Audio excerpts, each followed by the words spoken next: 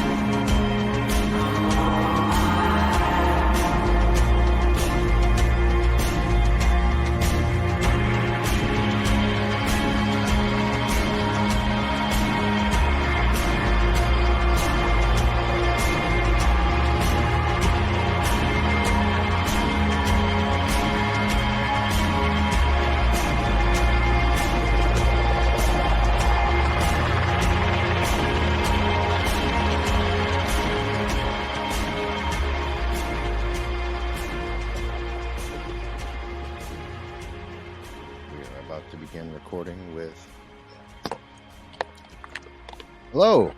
Hi, how's it going? How are you? I'm good. Digging in my earbuds. I'm glad I signed in a little bit early. Yeah, for sure. So, how you feeling? Y'all ready for this journey? Yes. This foray into ridiculousness? Yeah, man. I can't wait. I'm excited about it, man. All right. I'm glad to hear you are because I don't know if you've listened to any of my other episodes. I mean, we get pretty dark sometimes on here. If that's good with you, yeah. All right, good to go. Well, I'll start it off I have to ask your permission actually before I start to record your likeness and all of that fun stuff, just for the sake of legality. Oh, absolutely. All right, great. So, Kenny, I'll ask you what I ask everybody right off the jump. What is it that terrifies you on the most existential level of your being? Cancer. Cancer? So many forms of it, though. There's like, obviously the physical, the spiritual, that kind of stuff freaks me out. Yeah. Well, I mean, that is kind of like the insurmountable, you're kind of like terrified of the one thing that we can't really stave off. Exactly. Freaks me out. Especially I am scared when I did a fear inventory, I was so like, I'm not fearful of anything. And my sponsor got kind of angry at me and he was like, you need to really dive deep. And I was like, all right. And it came back like an hour later and I was like, oh man, I'm really afraid of dying. So it's a new one. Well, I the think thing it is, yeah, I mean, that makes sense. I think it has to do with the older I get. The older Oh, we get, the closer we get. yeah, yeah. And yeah, speaking of taking moral and fear inventories, you're no stranger to the 12-step program, I'm guessing. No stranger Yeah, to yeah. the obstacle. Yeah, that's something that comes up quite often on here, and it's not something that I had really set out to, broach because what I mean.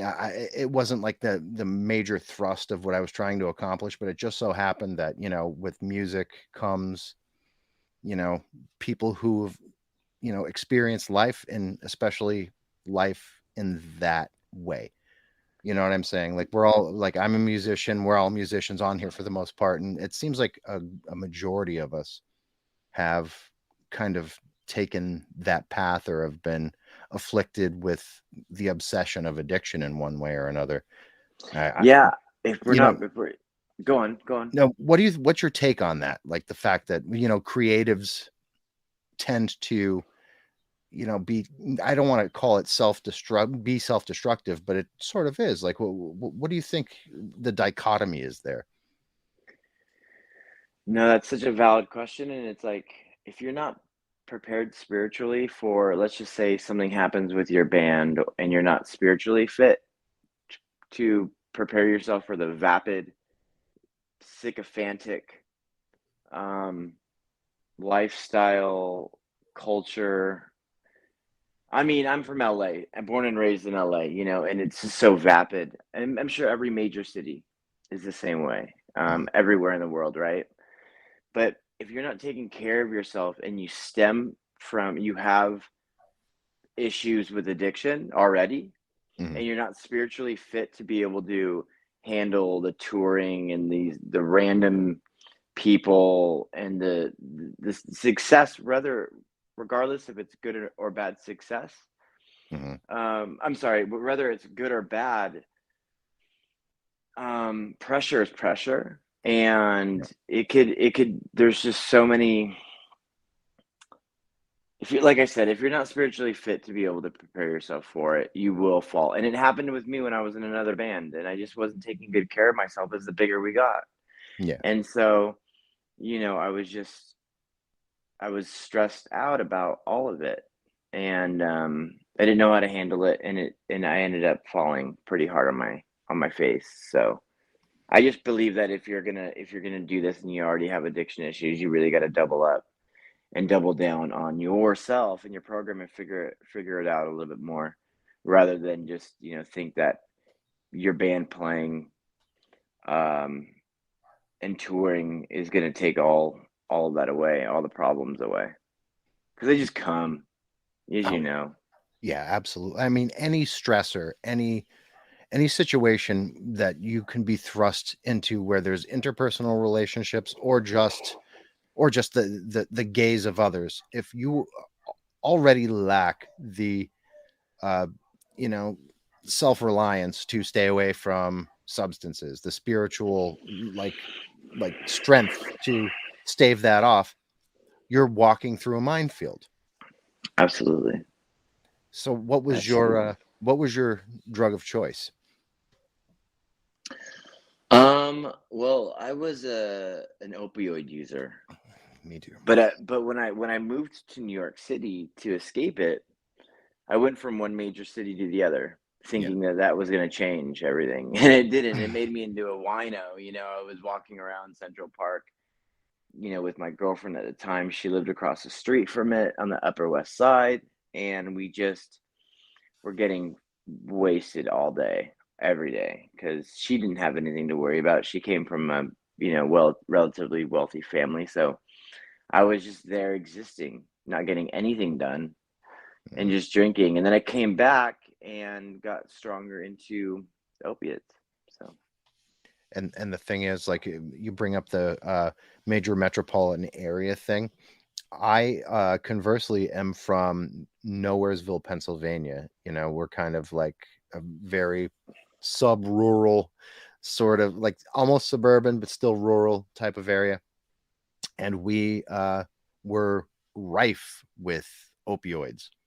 1990, 91 was the first time I experienced, opioid painkillers. And this was in junior high school, and it was being consumed openly, and maybe it's like, maybe it's just a hillbilly thing. I don't know. But there's a confluence of factors in small towns as well that lend themselves to addiction. And that a lot of that has to do with boredom. I think that's the same in big cities, even though there's like, you have kind of like a world of culture at your fingertips. Essentially, you burn through that within the first month of being exposed to it, and then the boredom sets in, and you're left to your own devices again. And when you're looking in that mirror and you don't like what you see, you're going to delve into something that will help you change that point of view almost.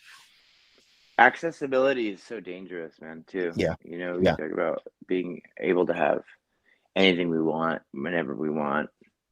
And that just goes with social media. That goes with everything. This accessibility can be pretty dangerous. So, and does moderation, I guess.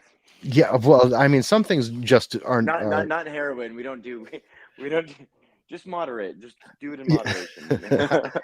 I tried doing heroin in moderation. That lasted a week. Do it like a gentleman. Yeah. Okay, just when I need to shave. How about that? I'll just do it in the morning, and then I fooled myself into thinking like that. Or I'll just bump it until it starts to get bad, and then I'll just boot up once a day. The rest of it, I'll just bump it, and I'll be okay. Yeah. that little demon is still inside my mind, where it's like, well, you have a good job, you have a good place to live. I live in the Hollywood Hills, and I'm like doing okay. I mean, I'm grinding it out daily, but there's always like, well, maybe you could drink. And that's what I thought about when I was on tour. Like I was playing, and like we just got to the point where I thought it was okay to drink wine.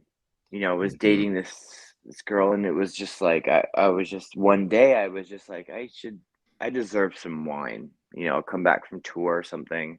I just released another record or whatever it may be, and I deserve some wine. And that's how it started. That's how cunning, baffling, and powerful it talks about in the book. And that just goes to show you that you can't really rest on your laurels. You really gotta be vigilant. For me too. I mean, it's ultra vigilance, because I can't even trust. Well, the person I can trust the least is me. Oh, absolutely. I am such an idiot, phenomenal bullshit artist. I'm so good at bullshitting me. I can't bullshit anyone else, but I can bullshit myself all day long. I'm so good at it. Especially opioid users are so creative too. Yeah. Oh God. Yeah. Creative bullshitters. Well, yeah, there's an excuse for everything. Oh, my dad did this when I was this age, and then this happened, so this is why I do this. And how dare you for judging me for doing this because of this? Yeah. How does this figure into the new EP on Circle Social? Yeah, I haven't even talked about that openly, but so I started that record. I think I went backwards, and the last two, well, the opener, the interlude, and to set the scene, Wolf's Teeth, were all done. Let's just say I was pretty hazy at the time, and I just started to do this EP, and then obviously, time goes by because you end up just being like, fuck it, and just fuck it all off. Yeah. And years went by, and then I got straight, and had some good amount of time to kind of think and put some songs together, I guess. And I had some time at a studio, and I was fortunate enough to make it all make sense. Mm-hmm. So it's some type of a concept record. I gleaned that. I got that feeling. I don't mean to interrupt you, but I definitely gleaned that from lyrically and from the sound. It has a very definitive arc. Well, it's funny because I didn't want to set the scene, and We'll See to be the last track, but I think Subvert is a response to To Set the Sea in Wolf's Teeth, right? But Mhm. it just sounded cinematically sounded cool at the end, right? Like it Yeah. had this like Sonic Youth, old like Bad Moon Rising or Yeah. Evil type of like drone, and I just really with a little bit of spoken word, and I thought that it would be a good ending track. So I for the sake of the record and I guess aesthetic, it just ended up going at the end. So It definitely reminded like the Sonic Youth thing. I picked that up immediately, and to me it was like kind of like a Sonic stew of early Sonic Youth, early Nick Cave and the Bad Seeds, and maybe a little bit of Echo and the Bunnymen, just in like, you know, the washes of reverb. Yeah, yeah. like all of that kind of came together and came to mind. So you kind of like showed me like I was sort of on the right track with where your head was at, because Absolutely. it's still noisy enough and drony enough to have that Thurston Moore ism to it, but there's still like a very lyrical, very intellectual side to it that speaks to like a Nick Cave, in my opinion. I can't take credit for that, but I really do appreciate it. You know, that means a lot to me, actually. Seriously, like, thank you for bringing it up too, because I had a muse for that record, and I think not to say I exploited it, but I had a muse at the time, you know, and so Yeah. I can't really take all that credit, due to the fact that I was really inspired at the time, and now I'm sitting here like, you know, curious as to what that may be next for me. And it I find myself going now back to a lot of loss and being the truth about addiction in songwriting, and just trying, because I never really wanted to talk too much about that kind of a thing. But I Right. realize it's coming out more and more as I'm going to release some more music soon, and the topics or the discussions that I'm having. And obviously my lifestyle is based around recovery, right? So Yep. it's making sense for the next stuff to kind of be probably a lot more noisier, a lot more songs that are going to be able to be translated to a live setting rather than it be like a studio thing. Yeah. Because To Set the Sea is a studio thing. I don't know what we're going to do about live. I might just have to throw it all on a computer and sing or Yeah. something. Yeah. You know what I mean? So Absolutely. But you know that there's precedent for that. People do it, so it's doable, and it can be done in a tasteful and artistic way. You could use it to your advantage, just saying. But what I see for you coming, you know, down the pike, just sonically speaking, uh, it's wide open because you're not pigeonholed into any one thing. You know what I yeah, mean? It's not like you're just like, I'm just this, I'm just post punk, I'm just punk rock, I'm just, you know, shoegaze or whatever the frig people, ethereal, whatever people want to call anything. yeah, It's nonsense. You know, we don't need genres anymore. It's, you know, it's too late for that. yeah, We've already gotten past it. But what I see coming is it's expansive to in my mind, because the sound of these 7 or 8 songs, it's incredibly expansive and, you know, introspective in a very special way. And well, that's why I kind of picked up everything that I'd said before. There's something there. There's a reason why, you know, Toby and Nicole wanted to put that out. You know? yeah. It started from a conversation years back, just of them seeing this, you know, them seeing that when we played together. So it was just good conversations that were had, and me being a fan of music, Mhm. was also one of the reasons why I believe they put it out. Just the sincerity where my heart is at. You know, it wasn't like, yeah, I mean, maybe the songs were cool too, and um, but also I think they wanted to do something for me and help me. You know, I'm really grateful for them to be able to have given this a little bit of a voice to, or a little bit, you know. Yeah. So But to me, this does not sound like a bedroom project either. It sounds very very fleshed out, very realized. started out as a bedroom project, isn't that how they? That's how they all start out, man. Come on now. I was in I think I was in a yeah. I was in hardcore bands that started out in bedrooms. It happens. I come from a hardcore scene in Burbank too, man. Oh yeah. Yeah, and those are my roots.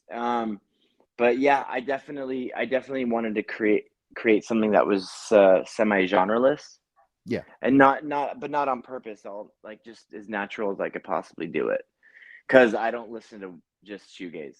I listen Right. to everything from pop music to you know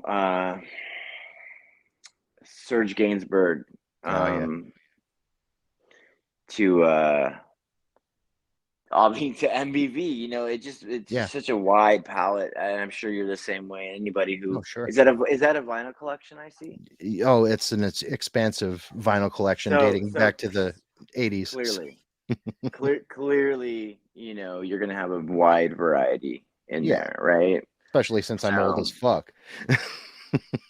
no, but that's where I want to get to, and so Right. it's really cool to be able to just take from all my influences, so Yeah. rip them off properly. Well, the No, thing I'm not feeling that though, and like no, to no. me, I pick up the Serge Gainsbourg influence. I'm picking up like a lot of different flavors from things that I've enjoyed throughout the past 46 years of music listening. Yeah, And man. there's a lot to be said for being quote unquote genreless, as you'd said. And coming from, I knew you came from hardcore because there's something in that common thread with people who started out scene wise in hardcore.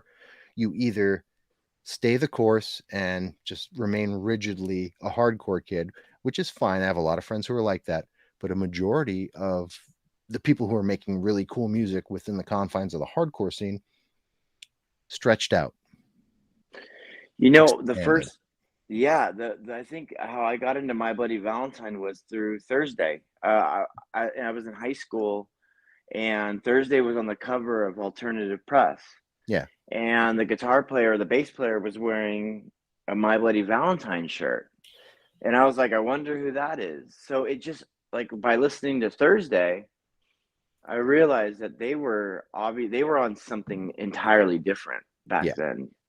With their thinking and their influences were shoegaze and post punk, and it And Ink just, and Dagger.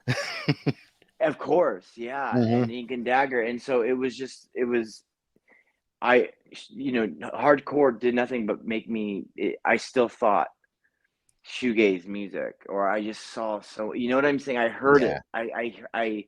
Whether people didn't know what that was at the time, but they were still listening to um Zayo or uh you know. Yeah. So yeah, I just heard shoegaze and all of it, and Oh, I of was like, course. you know what I mean? Yeah, you could Those listen to guitar, Neurosis and hear the shoegaze influence in it. yeah. So I thought that was kind of magnificent to be able to, as a kid, to see that and to be able to hear it differently. Oh And yeah. so that's why I'm always forever so grateful for hardcore and the hardcore scene in Burbank. Burbank. Well, I mean, there's a hardcore scene everywhere. Like I said, Yeah. I come from an incredibly small town outside of Scranton, Pennsylvania, and in the late '80s, we had a flourishing little hardcore scene. Yeah. Little good little DIY scene. 7 Seconds to Gorilla Biscuits to Inside Out came through here when I was in junior high and high school. But from there, you get to kind of like shoot off in any direction you'd like because you're already weird. you know Yeah. the Yeah. mold's already broken, so there's no you don't really have to subscribe to anything after that. You kind of already popped your cherry in that fashion. For But sure. how old are you? 36. I just turned 36. 36 a couple weeks ago. So you're still young enough, but you're young enough to not be like you're that perfect age. You're not middle aged yet. You're about 10 years off, and but you're still old enough to have seen some really great things happen in music, right? Yeah. You still remember MTV when they played music Good videos on music. MTV. Yeah, well, I remember also when MTV was doing MTV2, and that's where you would Yeah. discover bands like "And You Will Know Us" by the Trail of Dead. That's Yep. how you found out about the Hives. That's how you found out, and you know, about just especially what happened in 2000 with Interpol. That's just Yep. how you discovered those bands, man. And I think it was my dad was like, "Who is this band?" And he was watching MTV2, and Trail of Dead was doing Another Morning Stoner, and I was just Hmm. like, this is gonna change my life. Like listening to this, so Yeah. I knew it would. That's I kind of had a similar experience with my father back in the late, like kind of like 87, 86, 87, when the Chili Peppers would come on MTV, and he would be sitting there watching me watch this, and he'd say, they sound a lot like Sly and Parliament, but like punk too. Well, yeah, Dad, that's what they're all about. And my father and I instantly bonded over like early Chili Pepper stuff. Ah, man, But that's so dope. That's so yeah, cool that you and your father have that musical fit bond, because that's exactly what it was like for my father and I. oh, I cool. wouldn't. Yeah, I mean, I grew up with like Mazzy Star records and Mm, Radiohead records, and a lot of 4AD records on the mhm. shelf, So that was that was our sacred thing. My old man and I too. He was a jazz Yeah, drummer man. as well. My dad got to play with Muddy Waters once Oh back wow, right after he got back from Vietnam. that's brilliant. Yeah, pretty amazing. But so your dad was a pretty big musical influence on you then. What were your first loves in that arena then, coming from his influence? Yeah, Campfire Girls, a lot of these LA bands. I used to listen to. Well, I still enjoy Campfire Girls. I still enjoy Plexi. Hmm. Um, The last, what is the last? the last were an LA proto punk band. I never heard of them. Oh wow, you need to listen to the last. Yeah, Yes. but I got into the Germs and the Dream Syndicate, Hmm. and a lot of like on these Slash record compilations. I got into um just X, Oh a yeah. lot of LA hardcore, adolescence and stuff like that. So my dad, like I said, it varied. Like I could be listening to he could be listening to Adolescence, and then all of a sudden it's Mazzy Star. Hmm.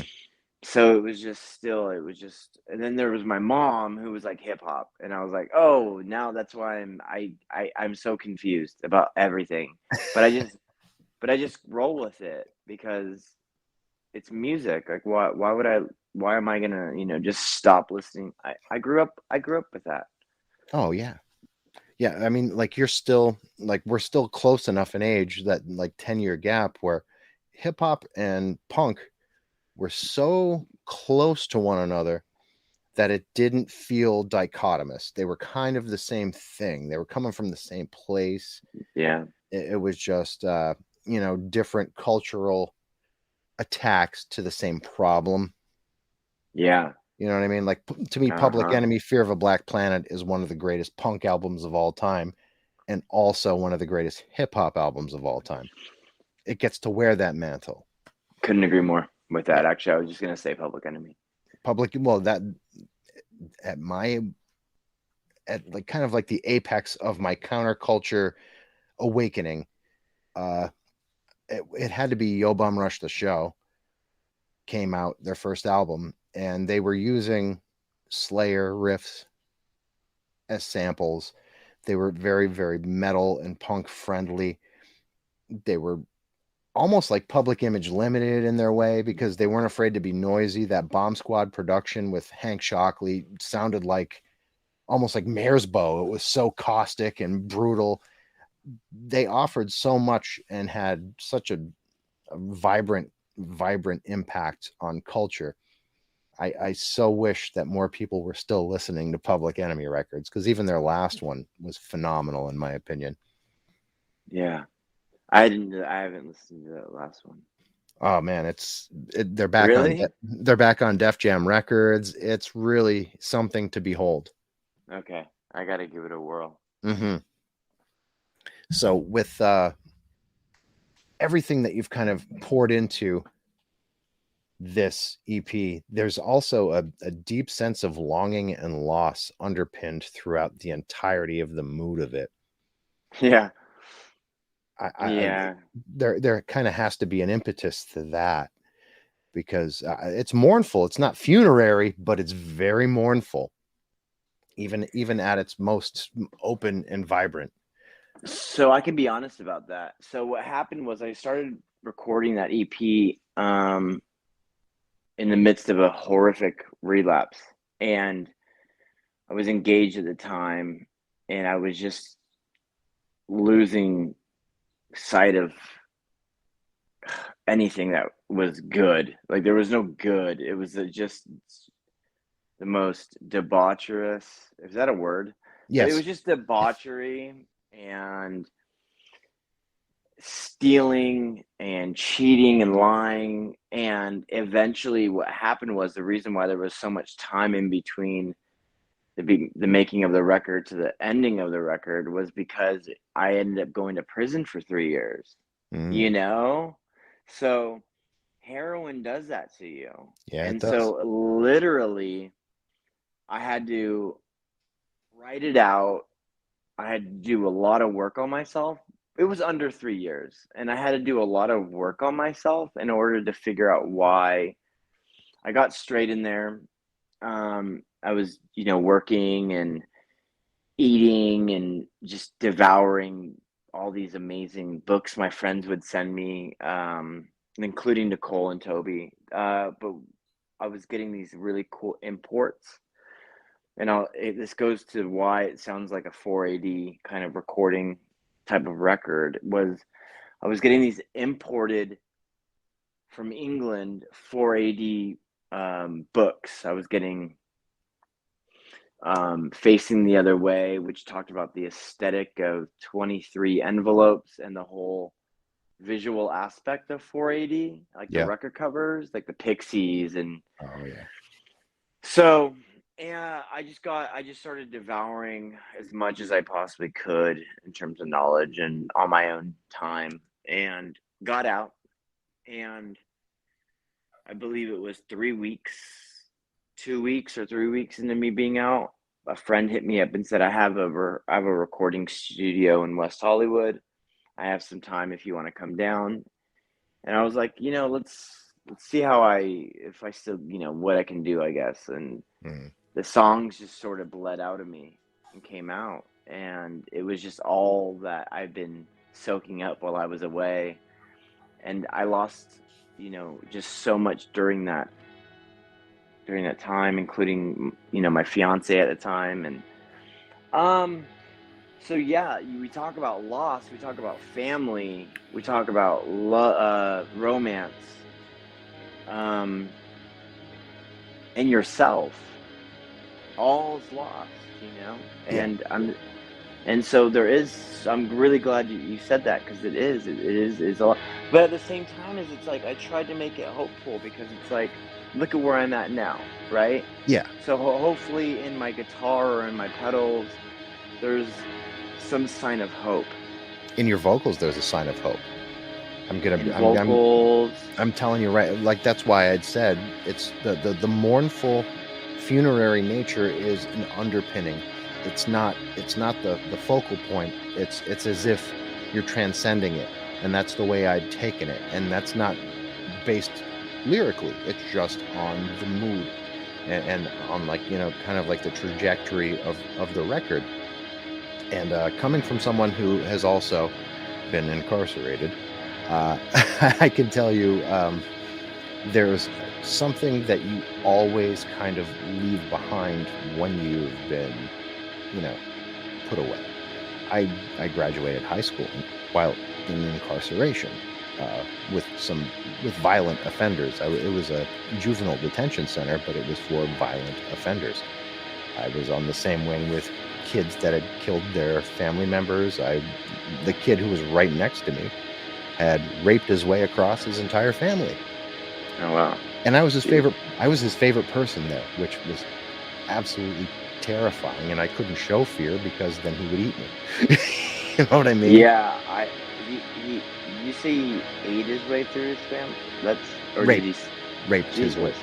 Yeah, Guys, raped his way across the family. God is a cannibal. That'd be amazing if he was a cannibal, you know? He was That like, he ate his way through everybody. I would have respected and liked him more if he were a cannibal than a rapist. Yeah, exactly. No, but you get it though. And I don't know if this is appropriate for me to say, but I talked to John Christie as well, and him and I have a very similar story. Yeah. And that's why him and I are we're tight, we're tight. I'm tight. We're bros. I'm tight with John too. I'm real tight with John. He's the bro. Yep. He's my bro. And I'm lucky to be on the same label as John Christie. I'm honored to be able to share a space with John Christie. I'm very humbled and honored to be able to do this with you. Like, trust me, man. Like, I try to stay in gratitude. It's the only saving grace, right?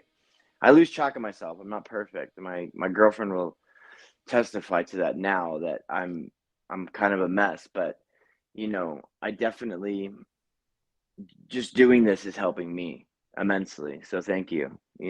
Thank you, because the fact that you're Yeah. honest and you're willing to be honest and to be transparent is very humbling to me, because I'm in the same space as you. I'm a wreck. I am far from perfect, and I have a wife, a 21-year-old daughter, and a 3-year-old son that I'm trying to steward in this world. And coming from the places I'd come from, and I'm very honest and open about as much as I can be, without getting into too many gory details about the violence of it all, as to why I'd ended up where I'd ended up in life. But if I could dissuade a child from kind of even remotely delving into the same paths that I had, or an adult, or anyone who's listening, if I could just shoot this out into the ether, if I could save one person a step in that direction, I'm doing service. You're doing service. This is it. This is our service to your music is service. Hence the reason why I want to talk about those kinds of things, is to be like, this is what can happen. I mean, I know it sounds cliche, but as you just said, it's like, that's the reason why I'm going to be as transparent as possible, and to talk about the things I don't even talk about in meetings sometimes. Yeah. I don't want to be the guy that's like, yeah, been to the prison. It's like, oh, fuck. Now, what are they going to think of me? Or like, now I'm considered a felon, or I'm just a leper now that I just mentioned that. And so I know that these interviews are, it would be a disservice to not talk about such things. So. I really wish that we could have had John on with us, because that would have been dope. We can do that in the future, because I legitimately talk to John Christie every single day. We text each other every single day. Yeah, he's, like I said, man, I really think that would be fun. Oh yeah, it would. That would be a lot of fun. We really got to do that. Let's keep our word though on that, because I really want to do that. I'm dead ass. We will do that, because that guy he's the real deal. Yeah, for sure. And he's making stellar music. He really is. I mean, both of you guys have just I've said this before on this show with certain bands. There is such a new renaissance of amazing music happening right now that is formless, genreless. People are calling it post-punk or shoegaze or ethereal or whatever they want to call it, like neo-goth. Call it whatever the hell you want. I can care less. But there's like a new renaissance of amazing bands happening right now. And I've been fortunate enough and had the good taste to align myself with all of it, because I know good music when I hear it. I was listening to the Smiths when they were still a band. I know I was into The Cure when I was a small child. I know good music when I hear it. Yeah. This is like, I wish I could have been a teenager right now just for this stuff. Yeah, I want to. Yeah, for sure. And that's funny you say that, because I want to I want kids to be into this stuff that I'm going to be. I think the next record I want to cater to not necessarily just because, but to make it a little bit more as universal, because I want to be universal. Like I want 17-year-olds, 15-year-olds, grandmas, grandpas to dig on it. You Yeah. know, that's what was so cool about New Order. They Yeah. were like, your grandma listens to New Order or Depeche Mode or Oh whatever. yeah, You know, Depeche Mode especially. Yeah. you get what I'm saying? And like Yeah. that's what made those bands so damn special. Even Echo and the Bunnymen or They the were Church. ubiquitous. The church is ubiquitous. I mean, I know people who, I love that song, but they don't know it's the church. They just, I know Under the Milky Way. Of course, man. It's great. You I know? just saw them, man. I was so grateful. I got to go. Uh, Shout out to Tim. Mhm. Seriously. Tim got me into Cruel World, and I got to see the Church and Devo and Bauhaus and stuff like that. It was really Oh, quite a blessing. I- You would be walking down one way and you'd go, oh, there's Black Marble, and then you'd go down another stage and you'd say, oh, there's um I don't know what, Black Audio, and then you would look at the other stage and say, oh, there's PIL, yeah. and then and then like another time it'd be like, oh, there's the Psychedelic Furs, oh, there's Bauhaus, oh, Blondie's over here. It was just like How such a dope is that? it was quite unique. Yeah, I thought it was kind of amazing, and I had a lot of fun there. Davey Havoc had to have been in his glory playing that show. I I didn't really watch it, but Really? it sounded okay. Yeah. Yeah. They some of their stuff is pretty okay. I mean, I think Jade and Davey Havoc are amazing songwriters, Yeah. but Davey Havoc is quite something. he's an enigma, to say the least. Yeah. And to have seen, pre-Sing the Sorrow, Yeah. AFI perform, and then when Sing the Sorrow came out, and they really they apexed the hardcore thing and became something else entirely for that like short period of time. It was like seeing Led Zeppelin almost. They were that powerful. And Yeah. then it all kind of fell apart. Let's face facts. I mean, Happens. I was I was an early AFI listener, like Days of the Phoenix was probably like their pinnacle, but they were an amazing thing to behold in their time. Yeah. I Yeah. think what they were doing at that point, what Thursday was doing at that point, Thrice, it was amazing to see. I think it's kind of like what that was then is what you guys are doing now. What, Soft Kill, Valley SC, and like what all of you guys are doing right now is so incredibly special. And Yeah, and you're like throwing the pressure now. I really got to step up, man. I'm not trying to do that to you, but you already did it, in my opinion. Like there's No. listen to me, this whole wave is unlike anything. Well, it's like certain aspects of music, but it's never sounded quite like this because no one cares anymore. No one's codified to one thing. I'm a hardcore band. I'm in a shoegaze band. I'm in a new wave band. I'm in this, that, and the other thing. That just doesn't register because kids don't care about that. No one cares, but we just got to do it anyway. Yeah, yeah, it's like you know what I mean? Like, yeah, that's where we're at. It's like fuck it. Like, what else am I gonna do? Like flip burgers? Like, I mean, I feel like I feel like I'm still doing that, but I'm still making the music as well, But I'm still not flipping the burgers, but I'm in the service industry. yeah. We just got to do it. Well, Got I to do mean, it. as long as you're getting by. I mean, I have my BA in English Lit, and I'm a plumber. Yeah, we talked about that. Yeah, Damn, yeah. but you guys make so much money though, man.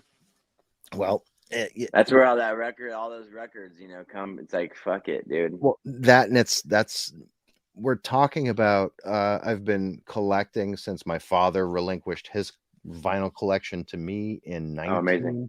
1982 or 3. So I have everything from like old George Carlin records to like John Coltrane and the Doors and Hendrix and even the New York Dolls from my dad and everything in between. And that kind of set it off. But then thereafter, I would save up my lunch money from school and I would lie and say I was on free lunch because we were poor or whatever, and they believed it. And, because my dad was a pipe fitter as well. So we had some money. We weren't rich, but I would take my lunch money and save it every week and send off to the alternative tentacles, Hell yeah. mail order, or, I forget the name of Crass's label at the time, but I would be sending out to these and buying like singles and 12 inches, and it's all like this. The story of my life is told in tattoos and in records. Yo, is that a social distortion tattoo?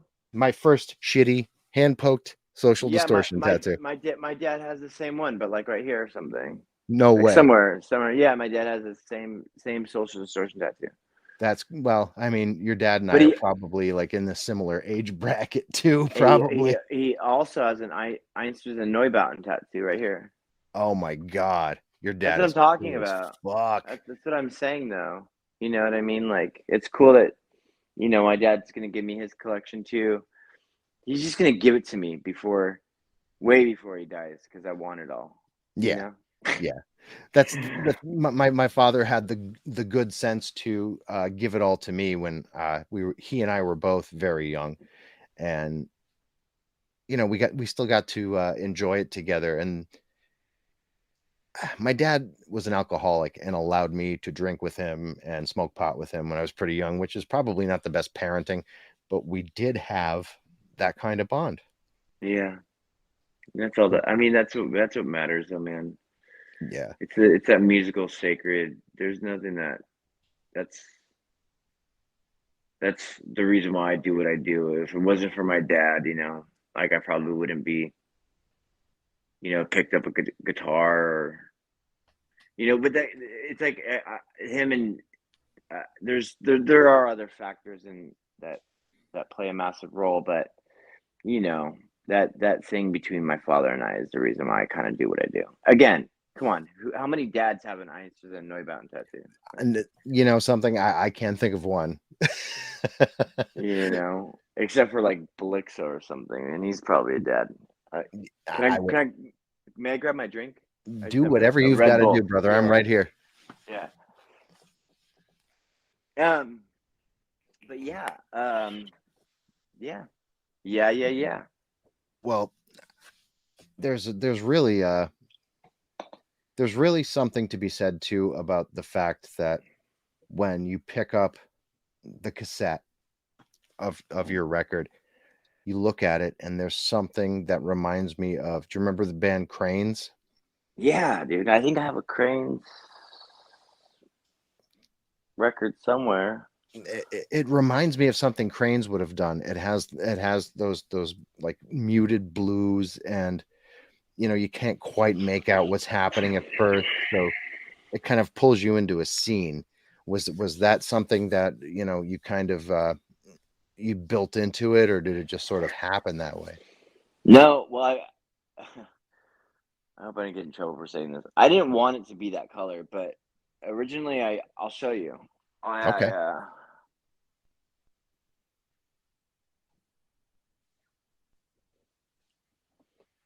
The original comes with a little. All right. And originally I wanted it to be like a wash. It was actually an accident from a Polaroid. At first because there was no budget or anything like that. It was like, all right, Kenny. And I was just like, all right, I'm just going to shoot it myself and figure it out and do all the press and just try and do it all DIY. And, and we took a Polaroid of me just on my floor here at my apartment, just like maybe a couple of weeks after I moved in with a guitar and my pedal board. And, it came out kind of like a wash, like this really cool wash. And I was like, oh my God, we did it on accident. That's just how some of the best things happen, right? Yeah. And then I sent it in, obviously, and then the magical Sean Durkin um, just put it together so nicely.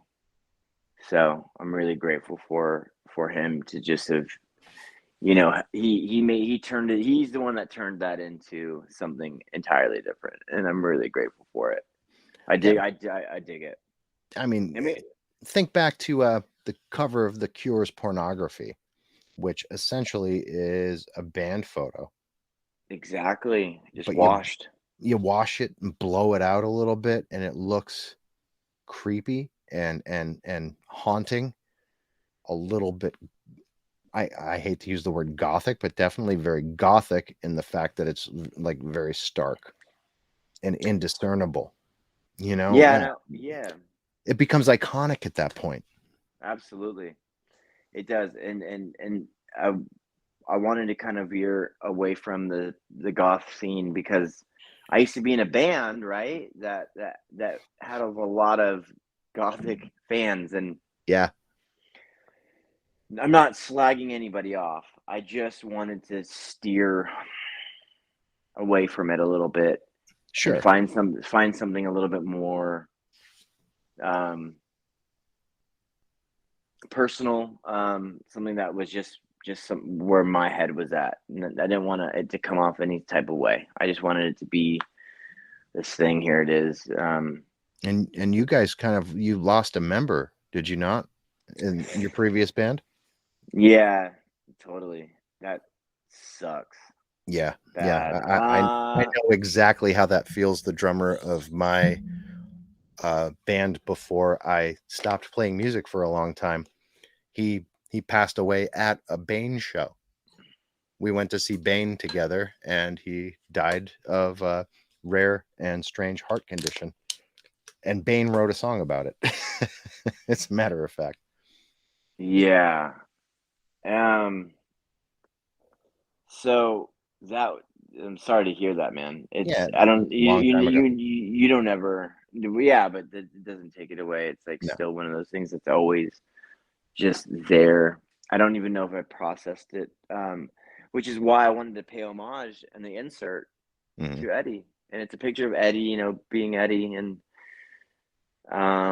so I thought that's one way it, we thought it would be a good idea to pay homage and to pay a little bit of respect to someone that was so close to me.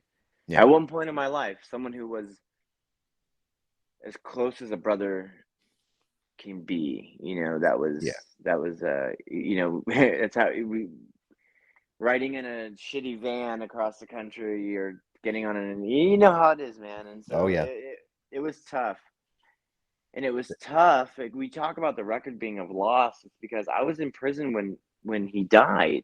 Yeah. So getting that news, you just feel so helpless. You can't do anything. You're stuck. Yep. I couldn't go. I couldn't talk to anybody. It was traumatic. So yeah.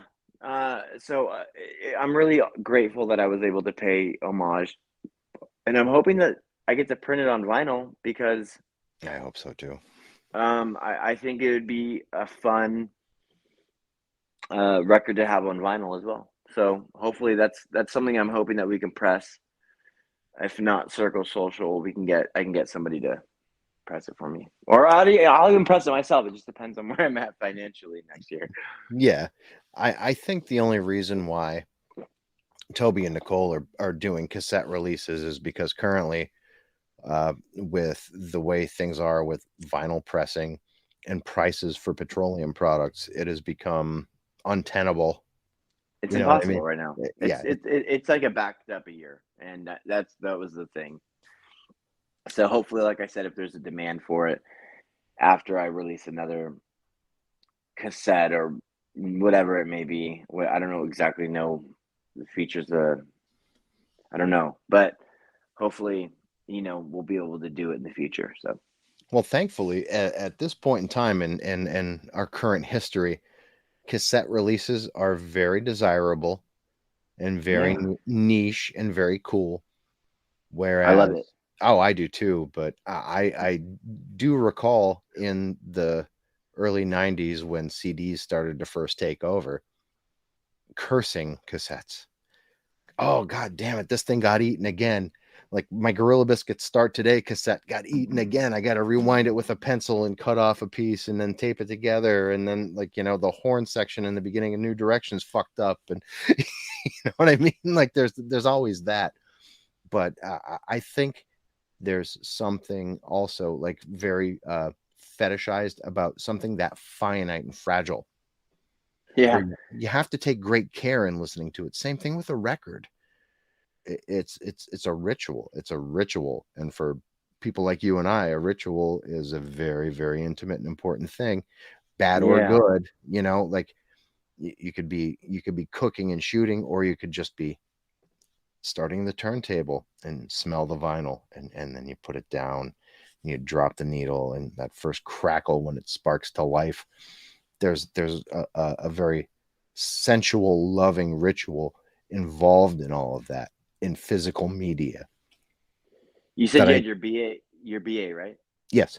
Clearly, you're so well spoken. I'm like blah blah blah blah. I feel like, but you're absolutely right. It's like it's the same when you hear or you're rewinding the stupid tape. Yeah. It's like, and then you hear it stop. I don't know. It's a tactile experience. It's Yeah. you're completely involved. It's not like you're just skipping a track on a phone or an iPod, if they still even exist. They do, but it's our phone, really, as you know. Yeah, we just use our phone. But I love it. I dig the tape a lot. It's like a little baby, so it's cool.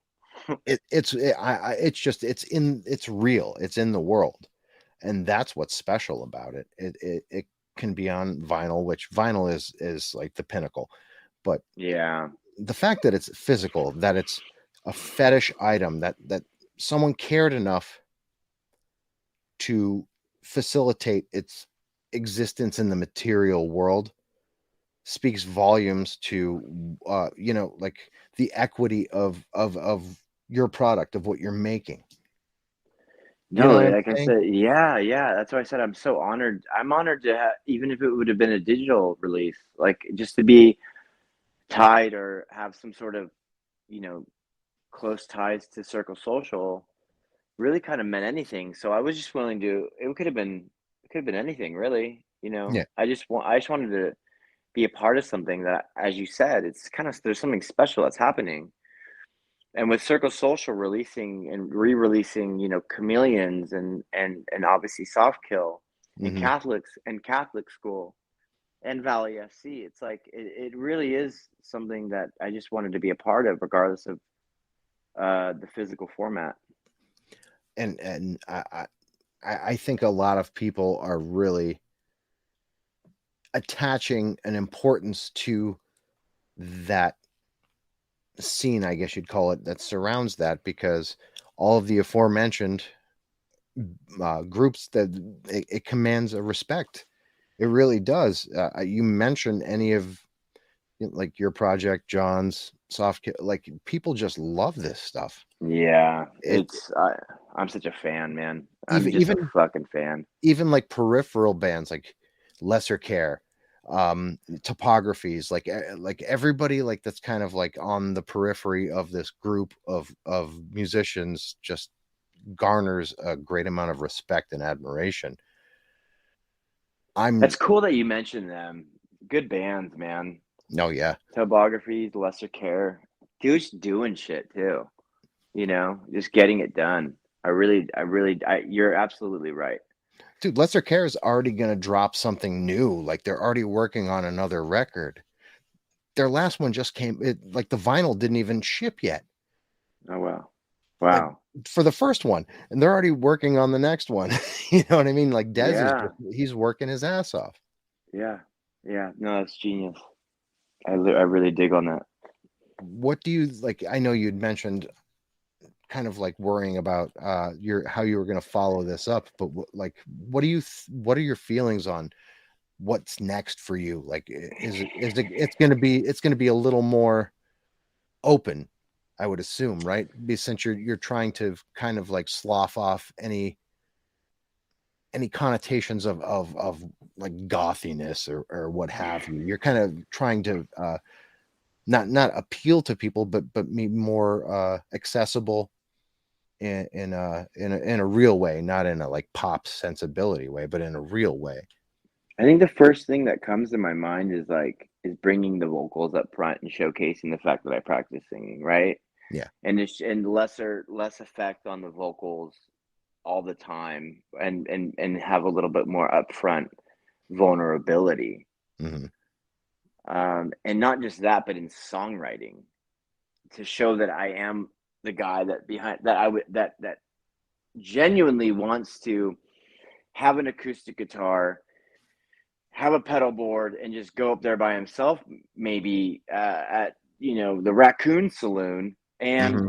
just belt out with a little bit of reverb, and just play to a candlelit audience for on my own time, not Vali S.C, but on my own time, because Yeah. I appreciate the intimacy. I love Americana. Yeah. I love Leonard Cohen. I love Leonard. I'm a songwriter, right? Yeah. So I want to be able to showcase some of that, I think, in the next venture, for sure. And obviously, I have no control. I don't ever see it as I have control over what happens in the studio when it comes to songwriting, because my producer and I, we get in there, and if we're gonna sound like new wave, it'll be new wave. I know I'm writing some shoegaze stuff right now.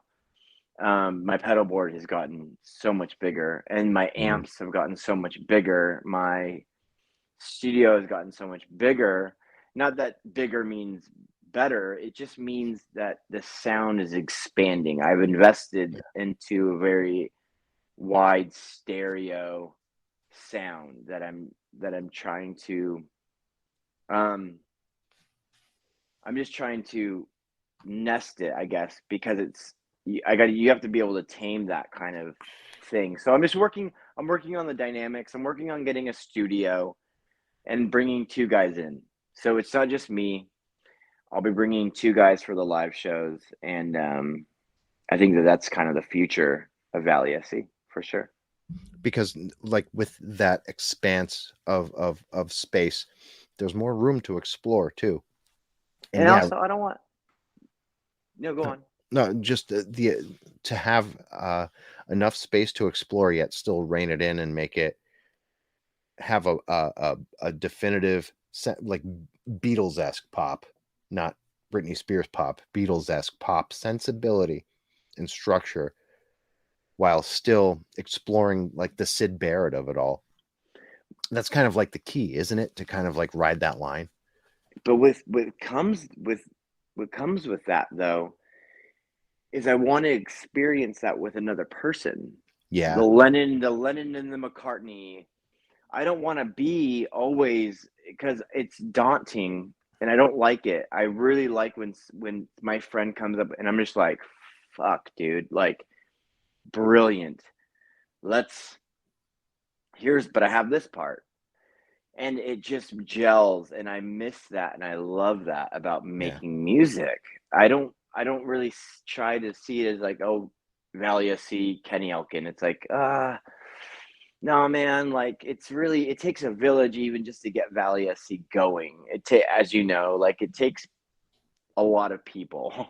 Yeah. It's literally, I'm just the guy that just so happened to write these fucking songs. Other than that, this project wouldn't have been absolutely nothing if it wasn't for Esley, if it wasn't for Vanessa, if it wasn't for Toby, Nicole, and Sean. And and then obviously now going into the next phase, I have you guys and Tim, and it's just it applies this pressure for me to want to continue to bloom and create beautiful music, Yeah. because I'm a drone musician. Like, if it was up to me, I would just make soundscapes. I understand that. I understand that actually. Yeah, but it's up to somebody else that's more grounded to say, you need to come back down and let's work on the dynamics of this. Mm. And I love that. I miss that about a good solid, working relationship. So there's so many new things that have happened in the last month or two. You know, I have a new girlfriend. I have Tim. I'm doing these podcasts with you guys. So the future is looking bright, you know, and I Oh want to yeah. be able, and I'm going back into the studio in June. So hopefully I'll be able to kick out a single to you guys. Oh, And that'd be great. absolutely. And even if it's stuff I don't release, I'll send it to you guys, and so you guys can sneak peek it. You know, That'd it be. might be crap, but we'll work it out. I sincerely doubt that that's possible, but you know, Oh, I'm there's just, tons of crap. yeah. I mean, of course, I have episodes I'll never air.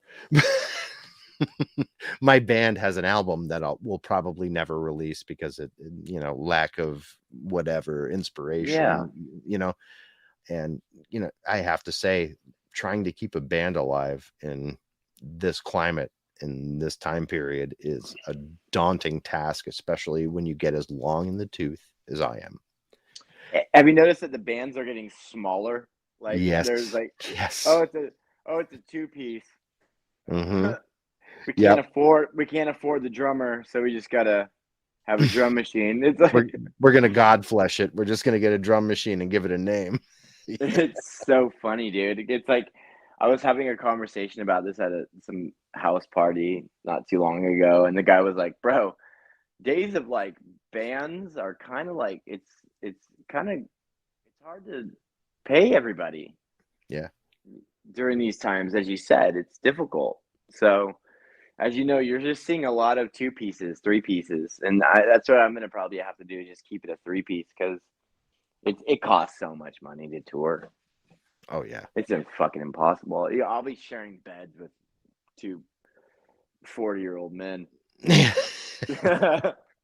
And the thing is, I'm the most obsolete member of the band every time because I'm in the band I'm in now. I'm just the singer. So if you're not bringing more than one thing to the table, you can be replaced. You know Yeah, what I mean? If the yeah. guitar player wasn't my best friend, I'd already be out. It'd be over.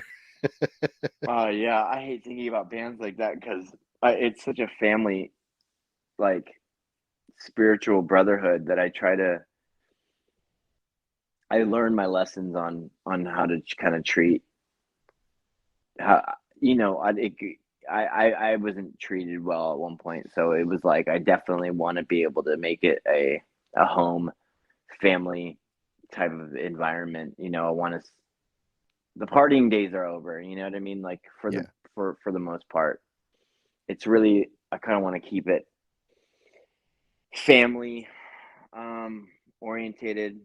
You know, no one's getting fucked up. The rehearsals, hopefully, in the next 4 years, will be, you know, there'll be diapers in the corner and, you know, wives and Yeah. only. You know what I mean? Like that's the Yeah. goal. That's where my head's at, though. Well, yeah. Like Yeah. I'm in this like I'm so far removed from the the normal band culture or whatever that comes along with it. It's like really want to remove myself from it, and the people that I've been talking to, for the most part, are a bit more moved from that culture as well. And they're Yeah. on the same page with where they're at spiritually and mentally. And yeah, because it just takes one motherfucker to really, you know, one boozer or party, you know what I'm saying, to really like Gum the screw it works up. up. Yeah, so the universe has given me, you know, a couple of gentlemen, so Mhm. I'm really grateful for that. It sounds to me like you're in a headspace too where you want to get into a situation where fatherhood is a possibility. Oh my God, I'm 36. You know, right? Isn't that Well, it? yeah. I mean, I can attest to the fact that a 42-year-old man can uh, be a father all over again because that's how old I was when my son was born, almost 43. No, yeah, but you know, I definitely that's something that would be quite remarkable. it's it's the best fucking thing you'll ever do. I'm I didn't think that when I was 24 and my first child was on the way. I was terrified. This time around, I was in a far better situation with my mate. I was married already, but there's just something very spiritually open about the idea of being responsible for another life, and you're in the right headspace. That sounds so sonic. It's That sounds crazy. it's I'm so thankful and humbled by the universe and God or whatever for allowing me the opportunity to once again be a parent. Absolutely, man. And like I said, like that's I think about my father too, and my parents were kids though when they had me. They were like they I left home at 18. My parents were 18 when they had me, you Hmm. know? So I have it's just I don't know where I was going with that, but all I do know is it's definitely something that I would genuinely I want badly. And I know my parents probably want it too. They don't really vocal it, but I know that like they want to change some diapers, you know? Yeah. They want to be grandparents. Like I want to change some diapers. Like I'm fucking I've spent so much time, but I got to learn how to change my own diapers though first. So we're like kind of future tripping a little bit, but Yeah, but I if I could be very, very like Jedi to Padawan about it all, like you are ready. To me, yeah it sounds like you're ready, so you're ready. yeah yeah it'd be dope. Now you have to be in the situation romantically for that to be a possibility. But as far as maturity is concerned, if you can sit there and honestly look at yourself in the mirror and say to yourself, "Yeah, I could do that," then you can do it because there's no manual, there's no course you can take that would prepare you other than living life and having bested the worst of you. But yeah, that's you know I daydream about it too because I'm like I just want to play guitar for her, him, and I want to dress him or her up. Yeah. I want to take him on walks. I want to sleep on my chest. Like there's so many things I think about all Hmm. of the time. I swear it's like every day I think about it. Yep.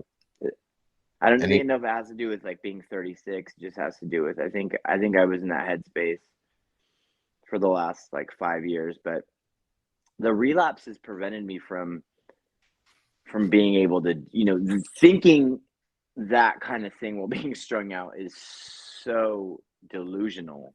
I know. I But know. when you have a good amount of time being sober, it's like that kind of you're like, wait a minute. No, I always wanted that. I just definitely couldn't do it, then. So, because that's fucking impossible. Hmm. If I couldn't, I would. That's like horrible. Just the thought of it scares me. So, being strung out and having to deal with something like is, how you got to be so far removed and not be present for something like that. So it's good that I'm working on myself right now in order to hopefully make that kind of thing happen one day. And how much time do you have actually sober? I just took 4 years. February 14th, 2018 is my sober date, right? So I took 4, and now I'm going to be going on 5, which is pretty damn insane. I was at 3 when I relapsed, almost Yeah. 3. Hmm. So it just goes to show you that it doesn't really matter how much time you have. What matters is how present you are and how grateful you stay and how much you continue to be proactive. Not only that, but be accountable. Go to the meetings when no one's looking. Go by yourself. Do the Zoom meeting, whatever it may be. Read the book in the morning. That's my thing. Yeah. I'm not gonna lie. I've been totally ever since I've been working this job. I've been totally slacking, but I'd still do the meetings on Zoom. Yeah. You You have to know, be. You have to keep that yeah, mindfulness. And Yeah. they're like, I think this was a complete line of bullshit back in the day, back in like the 90s, when you'd go into the rooms and they'd say, once you get to your 5 year, it starts to get less likely that you'll relapse. And I can tell you unequivocally that that's complete and utter bullshit, because I relapsed after 13 years. Jeez. Yeah, man. And it was something as simple as a knee injury, and allowing myself to be prescribed something that a doctor was saying, as long as you do this under my supervision, you'll be fine. And I had my reservations. Like, no, I know me. I take 2 of them and you're not going to see me again for 8 months, and I'll probably be in a gutter somewhere. No, you won't. You just do this as directed. Like, the doctor was my dealer. And, that turned into a 2-year relapse. Those You know, doctors were the doctor was the dealer back when this whole thing started, before heroin. It was heroin and you know what I'm saying? It was like the yeah. doctor was the dealer anyways. You read those books, man, and those are all pharmaceuticals. The average heroin addict was the suburban housewife back in the day, right? Yeah, exactly. Buying it out of And the Sears and Roebuck catalog. for sure, man. It was Exactly. So, It was cough medicine. I mean, those Mother's little doctors were, helper. and the doctors were getting loaded on their own Mm. supply, So you hear a lot about those stories. So that's another thing. It's like, uh, I really feel I've learned this cocktail. It's like 2 Tylenol, extra strength, and an ibuprofen. Hmm. Supposedly has the same like effects as a class A narcotic. So Tylenol, ibuprofen, or Advil, or whatever the mixture Hmm. is the same as like a class A or something like that. That's what I've heard that somewhere. And so this Hmm. always been the thing. I'm like, if I get injured or something, I know I'm going to take 2 Tylenol and 1 ibuprofen. It's terrible for your stomach, but Yeah, but it is like that mixture sounds familiar, because a nurse had told me that they're very similar to like a Flexerol if you take okay. those in tandem like that. So maybe it depends on how your body reacts too. But I can tell you that that does work. It's just really bad for your stomach and for your liver. Absolutely. That's what I'm saying. God forbid I ever have to be in a situation like that. That's like one of life's tests I've that, I've it's like, I've had like 3 surgeries since then too. Since I got basically clean for the second time. I've had 3 surgeries, and 2 of them were in the past year and a half. And both times, I was administered narcotics in the hospital, no, opioids in the hospital, after I told them, listen, I'm an opioid addict. I don't want these in my bloodstream because I know what I am. And, they just gave them to me right after surgery. I didn't get high. I didn't feel anything. I just didn't have pain when I first woke up from both surgeries. And, they were respectful in the hospitals. Like, we're not going to give you anything now. Where's your pain at? And I'd be like, yeah, like 11, but still don't give me anything. And they wouldn't. So at least the world's changing in that manner, so but it's still scary. you got through it, the surgery, without having to use the narcotics? Correct. Damn, it just hurt like a bitch. Yeah. I had my 3rd hernia surgery, Jeez. and an orthopedic surgery on my left foot. Um, and I did those on ibuprofen 800s. You did. Yeah. So there's hope. Yeah, you can do it. You can absolutely do it. It just sucks. But I remember having had surgeries because I played sports, I skateboarded. I had knee replacement surgery when I was clean the first time, that I did on ibuprofen and Tylenol, and it sucked, but you can do it. You can That's totally good to know. it's totally doable. It's just a matter of self-love and will, which are kind of the same thing anyway, if you think about it. But Self-will. Love and self-will are kind of the same thing. You have to love yourself enough to will yourself to not fall into a hole that you see coming. Like, oh, that's gonna burn my hand. Don't stick my hand in it. Oh shit, yeah, you're right, it burns. Like, just don't put your hand in the fire. It's really Yeah. like, it's like that. I get massive headaches, so I'm already practicing, like for when if I ever break a leg, Mm-hmm. and I'm just like, nah. I learned, like I said, I'm practicing that. I kind of had to learn to make a this little cocktail, or whatever it may be, to get my mind away from thinking that, oh well, I know what would probably take it away. You know, we Yeah. know what would take it away. Yeah. Yeah. For a very, very brief amount of time, and then Yeah, you're for a bit, and then chased you're forever. yeah, it sucks, dude. I don't ever want to do that. It sounds so scary. Like, I think about that shit all the time. I'm like, I'm in a good place though right now. Like, to where you know, I'm in a good place. I work my ass off, but like, and it's stressful, but I'm definitely in a good place. So, You work so much that you don't even know when your days off are going to be. oh my God, it's true. Like, Um, I can attest to that, because like this has been a long time coming, because we're trying to catch each other. You know what I and I mean? Like, feel so bad, man. Yeah, no, no, it's listen, Kenny. just my schedule is wacky. I work in a bar or venue, music venue bar. Uh-huh. So, and then I also work at this comedy club. So literally between the two, sometimes it's like, it's just, sometimes it could be, it's different every week, man. Every fucking week. It's never like Monday through Friday. It's Yeah. easy. Then I can say, hey man, I'm free Saturday. Mm-hmm. Or I'm free after 7 o'clock on Friday. You know what I'm saying? It's like, no, there's none of that. It's literally like, well, I'll get my schedule Sunday and pray, you know? So, Yeah. Yeah. At least, like, I work for I'm a plumber for a casino.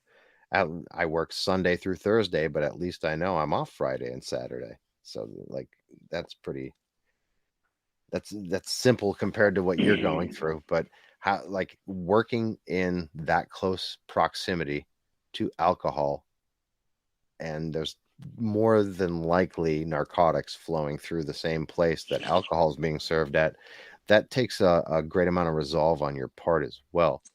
it does, but so I'll tell you something. This is kind of interesting. So within a week of me working there, they already made me the booker. Hmm. So now I'm one of the bookers. So I book events. And it was all due to the fact, I believe, that it was accountability, it was being sober, and it was being present. Hmm. And because you have, sometimes they have to weed out. It's like, just because you're in a bar, I mean, you got to drink, dude. Like, just because you work doesn't mean you got to drink. Yeah. And so I truly believe that it was just the fact that it was like, whoa, there's this guy. He's present, he's accountable, and he's sober, and he works here. So they moved me up in the matter of a week or Yeah. two of me actually physically being there. And I already was, now I'm somebody that is in charge of booking the events at this venue, including my own Vali S.C. Presents night. Yeah. So where I celebrate other bands, and showcase uh, a side of LA that I think is kind of dope. You know what I mean? Yeah. That's amazing that you're paying that forward too, because you know, a lot of people, once they make it to a certain point, they kind of just hooray for me and fuck you the whole thing. And you're obviously not doing that. Yeah. But I really want to give you like a hats off for the fact that you do work in the midst of like what could be a den of iniquity for one that is of a lesser resolve. in their own sobriety. You know what I'm saying? Because I don't Yeah. know. I don't know if, like, when I had 4 years in, 5 years in, if I would have had the wherewithal to stand in your shoes. I really don't. Yeah, dude. I don't even know how I do it. Like, again, you get used to, or you get kind of high on accountability, right? Yeah, Does for that make sure. sense? Yeah, for sure. Um, the fact that I was given responsibility, regardless if it's stressful or not, is kind of dope. So I really like, it's multiple, it's so many things. It's family, it's sister, it's band, it's everything, man. I try not to take too much credit because on my own, I'm kind of wacky, you know? Yeah, but So, I think we all are. I do. And I think that I don't want to pump you up because, like, the humility is a big part of, kind of remaining in that state of grace that we sort of find. But, like, the fact that I couldn't have done it. I know I couldn't have done it. I stayed away from everything and everyone for at least 6, 7 years.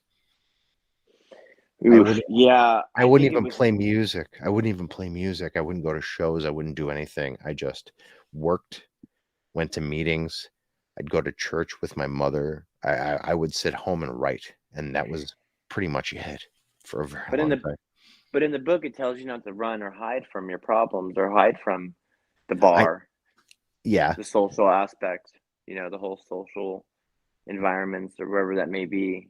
It's but like it I tells you was to face them. I know, but I was cutting off.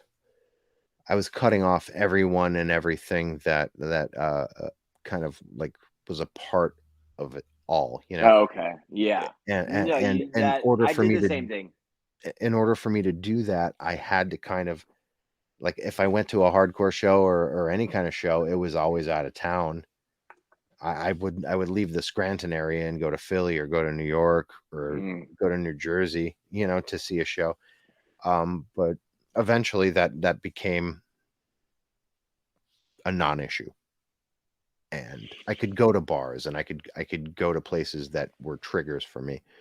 But it did take me a lot longer because I was pretty helpless to it. I can admit that. Like, I couldn't imagine going to work without opioids because I could outwork anyone. I was not one to nod off or get sleepy. I was very, very speedy. I was a go-getter. I was a go-getter. If I shot up, I was boom. I was there. I was ready to tackle anything. And I'm on job sites. I'm there soldering. I'm putting out heat tickets. Like, it's not a thing. And I'm completely and utterly impaired. I could have killed yeah, people. I could have killed people. absolutely. Yeah, it's I'm the complete opposite. I couldn't hold a job or hold a sentence. The reason why is because I like to do now I do different cocktails now, but back then it was like I had to take Xanax or something, so Right. I was blacked out all the time, and like I'd be out to dinner at nice restaurants and just be blacked out. You know, it was I like was I was the weekend at opposite. Yeah. Bernie's for me. You know. I was a speedballer. I mean, that was kind of like Oh, when I no, no, couldn't. no, no. Me too. Me too. Me too. But me too, man. I love that shit. But Yeah. it again, I have these cocktails that I like to made me feel less stuff. So, Yeah. No, well, yeah, I mean, and that's the ultimate, like, aim, right? Like, let's do this until we don't feel feelings anymore. yeah, that's the goal. Yeah. Now you're just raw dogging life. You know what I'm Yeah. saying? You're just like Yes. Oh God. That's the truth. I mean, and whatever your baggage is, you're not going to slough it off by numbing it up or dumbing it down. You know, like Yeah. carrying everything I was carrying into like myriad situations when I was younger. Like, you know, you got like the whole incest baggage on your back. You got like the, you know, this happened to you, that happened to you. Like you got slapped around, whatever the fuck happened to you. And how do I put that away? How do I put that in a cupboard on a shelf? Okay, I'll do this until that doesn't matter anymore. And now I'm Mr. Personality. Yeah. Jazz hands. You know what I mean? Like Yeah. now I'm this guy who I'm absolutely fucking not. And then you got to learn to be who you actually were, and you don't know who that is because you have stuffed it and stuffed it and stuffed it with substances, with guile, with bullshit. And that person's waking up and you don't know what to do with him, and you're sober. What the fuck? Yeah. And For I sure. get that from this record too. Like that's all kind of in there. It's all kind of in the subtext. It's in the mix. It's in the sauce. Hey, honestly, like I said, like what Through Trust was just, you know, it was just infinite sustain, and just I was probably half asleep at a pedal board, you know, and just the one thing I you got to get used to for me, it's like you had your thing with having to remove yourself for 7 years, right? Yeah. I had to sort of learn how to make music this way, because I could spend hours turning knobs and experimenting with sound, and you know, while high. However, now if I'm doing that, I realize I'm on a timer because I'm sober, I'm working. Mm-hmm. I can't experiment properly because I have somewhere to be, I have something to do, I got to go to work or whatever it may be. It's like it's literally like you have to learn how to. I had to teach myself how to do it again, sort of. It Well, would sure. it was hard, and it's still to this day hard to sit there and feel like I have the whole day to fuck off and write a song, or make some weird stuff happen with my equipment, or dial whatever in, you know. It took that for me took actual time. But I relate to you when you said that you had to remove yourself from people, because I did the same thing for a while. But I'll tell you something funny, is I just got this job during the release of my record, pretty much. So with the release of the record and the press or whatever, came the nightlife that I did not choose. Mm-hmm. It was just something that became available to me. And I mean, I chose it because I needed a job. Yeah. But you get what I'm saying, right? Oh, It's of like course. if it wasn't for me taking it, I would have probably stayed semi removed from the nightlife, actually. The necessity of you know the art and you know the you kind of have to put that out there. You have to be available, you have to be present, you have to put food on the table and make your Oh art yeah. viable and matter. And it's I applaud it, because I don't think Thanks. at that time in my life I could have possibly done it. I don't think I could have. Yeah, I love being able to go to my parents' house though, go back home. Yeah. They're 10 minutes away, whenever I want. And popping in and or have be them having me over for dinner. It's it's quite something for me to be able to have that experience, and to be able to experience that once again, because there was a time in my life where that wasn't a possibility at all. Yeah. It was I'll meet you at, you know, a fucking diner and I'll give you $20. Hmm. Nah, Yeah. yeah, you know what I'm saying? So Yeah. now it's like patient, love, and it's the best thing in the world, man. So I really like I don't see any other option but for me to stay this course. Yeah, especially since, like, for me, and this is as basic as it gets, and people won't understand it if they've never been there, but and it's probably borderline gross to say, but I can use the bathroom now. Oh, well, no, I actually have some. Yeah, I think the drug. Yeah. I could use the Good bathroom. God. Yeah. Oh God. There's nothing like that. People That's don't know. rough, man. Yeah, People it's don't know. people That's don't a rough know, one. and it's the truth. But when That's painful. it's That's painful. painful. Yeah, That's when painful. That's when that's your life, when you're in like embedded in that, you just don't use the bathroom one way or the other a lot of the times. no. You know, Oh my and God. and It's so rough. I have friends that, we'll have conversations about that too. It's like one of those things where you're just like, yeah, I'm great. I'm truly grateful for that actually, because there's nothing worse than that. Not to get into the details, but no, but that's like, pretty bad, dude.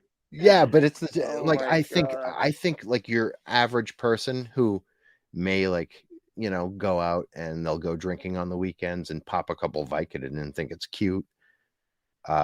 Where that could end up is you haven't moved your bowels in 5 days and you're freaking out and running to like a CVS to buy a fleet enema and some Pepto-Bismol. And likely, like, if you can't find whatever it is that you've dug yourself into, you're probably buying like some Z-Quil or a derivative of that to knock yourself out after you've given yourself an enema and gotten rid of your upset stomach and the sweats and the shakes. Like, there's like, Bro, I've needed surgical gloves. I've had to go in there like a yeah, doctor. yeah, I'm yep, not lying. Like me too. I'm being totally honest with you. Like Yep. I that that is the most painful. In our sick minds though, it's all worth it. Yeah, to like get rid of an impaction without the help of a physician. Totally. It's like it's Yeah, giving birth, dude. yeah. I can only imagine, and that's what it's like every single time. Like, You're just do you you're like, still am have I all your gonna teeth? am I Do you still have all of your teeth? Or are you totally missing a few of them? yeah, dental is definitely one of those things. That's dental. Um I have like permanent stomach issues. Yeah, me too. So it's still not like the funnest to go to the bathroom. Hmm. Um, Circulatory issues, more than likely. yeah, I mean, I get, we all have gained what I think I was like 200 plus at one point. Yeah, me too. And God, I'm just trying to think of what else. There's a never ending list of things that I've just fucked up. So, Yeah, but I mean, when you walk out the other end of it, what's the worst thing you do? Eat a lot of candy, and that's yeah, kind of what I comes. don't, I'm not It a comes candy down to fan. it. Yeah, I was I didn't a like cereal candy guy. until I got clean. I was a cereal guy.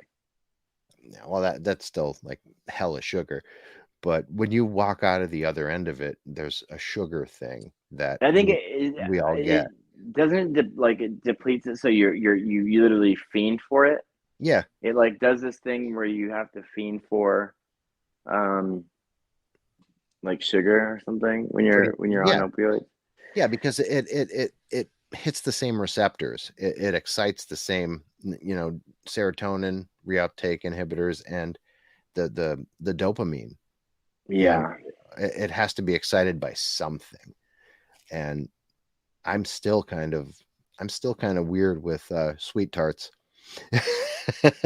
why sweet tarts though? They're my shit. I don't know. I liked them when I was a little kid. I didn't eat them again until after I'd gotten clean, and I was at the dollar store every other day buying sweet tarts.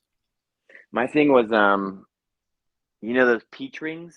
Yeah, man, peach rings are great. It was like that and red vines, and I'm trying to think. Gummy bears. Yeah, I'm like sour gummy bears is another one of my jams, but Special K with the strawberries. I mean, Life cereal. mm-hmm. I stopped eating it because I don't like the word life, because it just reminds me of like being in prison and all these lifers just like Yeah. fucking grossed me out. I was like, fuck life.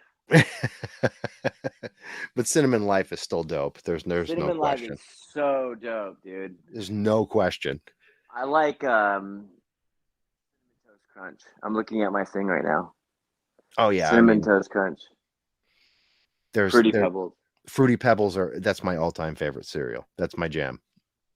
Yeah, man. But I'm just big on coffee. I think my biggest problem Mm-hmm. right now is probably the energy drink. And those are bad for you, man. Yeah, yeah. My cardiologist has me sworn off of those. I get to drink 1 cup of coffee every morning, and I'm a caffeine fiend. I love caffeine, and I get 1 cup in the morning. That's all I can have because I've been like I'm a little older, so I've been at stroke level quite a few times because of the genetic disposition to high blood pressure on top of the physical abuse and stress I've put myself under all these years, plus smoking Yeah. two plus packs a day until I discovered this robotic penis that I get my nicotine from. I couldn't sing anymore if I smoke cigarettes. It does it does kind of like impede the vocal performance as well. No, I'm actually not trained. So for an untrained singer to be like doing and not taking care of his voice, like I had to stop. I didn't like the way it made my skin feel anymore either. Well, yeah, I mean, it does have that leathering effect on you, you know? You start Oh God, yeah. you're starting to look a little more Clint Eastwood every day, and it's Yeah, like, yeah, yeah. So doesn't this you don't feel that when you no, suck on this bad boy? no, there's something about it that like you could get popcorn lung, but outside of that, it doesn't That's really what it have. is. It's cotton candy lungs. Yeah. Yeah, it's cotton candy lungs, and but I like smoking candy. Mm-hmm. So there you go. That's the other thing. I guess for us, like people who are used to living off of sugar, it's good for us. I know a lot of people that vape too, that have been through it, that are going through addiction too. Yeah, and the Stop thing is, smoking. I think smoking is intrinsically tied to it all because there's something about, I'd be cooking up, and of course, what goes with that cigarette, like Of you're getting course, yourself man. ready, and and that first cigarette right after. I mean, it's all a part of it. It's all part of the ritual, and that was my last tie to it. And back in I used to go to AA. I didn't go to NA. I went to AA to get clean, and they used to tell me not to quit smoking. Don't quit.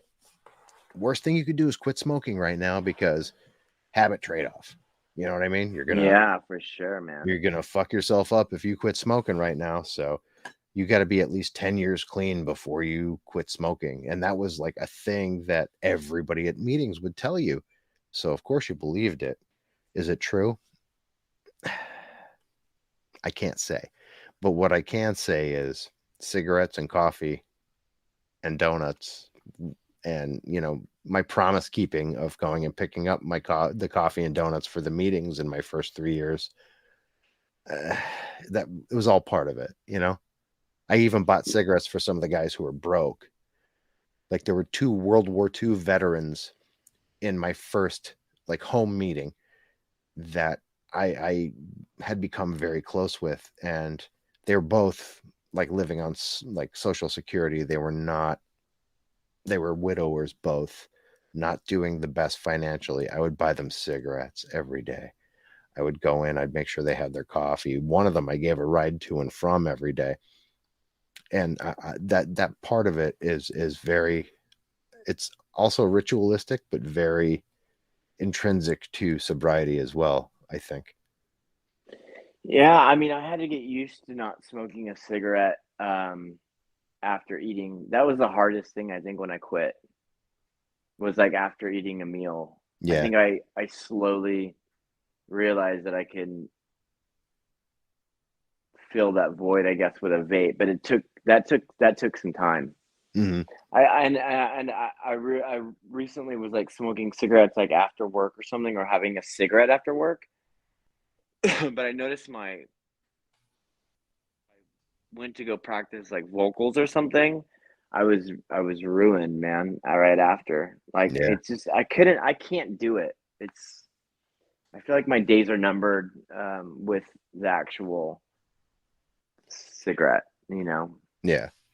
But it's all about the ritual. It really is, man. And those are the hardest things to break, is like informing new habits. I couldn't talk on the phone without a cigarette. Like, Well, right. technically we're still smoking a cigarette. Yeah. Yeah, we are. But my skin isn't leathery and I don't stink. Yeah, And I'm not taking in nearly the amount of nicotine because I'm in charge of that now. Like a cigarette could have a vastly dissimilar amount of nicotine per cigarette, depending on time of day they were manufactured. There's a lot of variables involved. This is very scientifically precise, metered amounts, which doesn't really. make doesn't make it any better. This is still straight shit that we're pumping into our bloodstreams and lungs, but it's a little more precise. You know what I mean? Like, Yeah, be that as it may, is cancer and emphysema and all of that still a factor? Certainly. yeah, Yeah, we're heating something up and inhaling it of our own volition, which ties into your fears. And I think we're all afraid of cancer, but that was an um, interesting first. You got into that right away. That was really interesting. I was like, shit. I was like going back to I had to go back to my fear inventory. You know. yeah. I mean, at least it makes sense. My fear does not make sense in the slightest. What is it? It's unfounded. Oh boy. So since I was a small child, probably like 7, 8 years old, somewhere in the vicinity thereof, I used to watch on public television. There was a television show called Nova, which is about Okay. the stars, the universe, blah blah blah blah blah. Stephen Hawking used to be on there, and they talked about, the Big Bang and how the universe is expanding, but there is a point within the universe where there is a vacuum. There's nothing, like legitimately fucking nothing. And the idea of that struck me in a very dark way. And I already ruminated. I was already a very withdrawn, depressed kid. And I would fall into panic attacks at a very, very young age, inappropriately young for panic attacks, because I would dwell upon the idea that there is nothing. At the end of it all, there's nothing. What happens when you hit that nothing? What's beyond nothing? Is there a deeper nothing? Does it get worse? Is there chaos there? Is that where hell is? Is it like, and my mind would reel and reel and reel. And I would be so overtaken with anxiety by this that I would just lose control of myself. And I'd either break out into complete and utter, like, tearful breakdowns, like breakdowns, or I would lose consciousness almost with anxiety from this ruminating continuous thought of oblivion. Now that's fucked Damn. up. Like, why am I thinking of that? Why is that a fear? There's no reason to It be afraid of that. Yeah, I really relate to that, because it's like my fear of dying, and there is not being an afterlife, and or if that's the end of everything and there is no reincarnation. Mm-hmm. And if there is reincarnation, will I still be able to be Kenny, Yeah. but in a different body, and still be like recycled? Yeah. And so that's why it's like my fear of death. It's like, what is that going to feel like? That scares the shit out of me. Well, if I could give you any hope, having been, as informed as I am by the physical world and the building trades, and knowing a lot of, people in the science world, human beings are driven by energy, specifically electricity. Electricity can neither be created nor destroyed, only redistributed. So when the electricity drains from us, we go to ground. All electricity goes to ground, into the earth. So somewhere within the crust of the earth, all of the energy, the electricity that leaves us is communing somewhere. It's a fact. Even we're communing with lightning, with other beings. All of the electricity is communing somewhere and building back up and becoming static and going out into the atmosphere. So even if we're not conscious, we're still there. We're still energy. Huh. We're still something.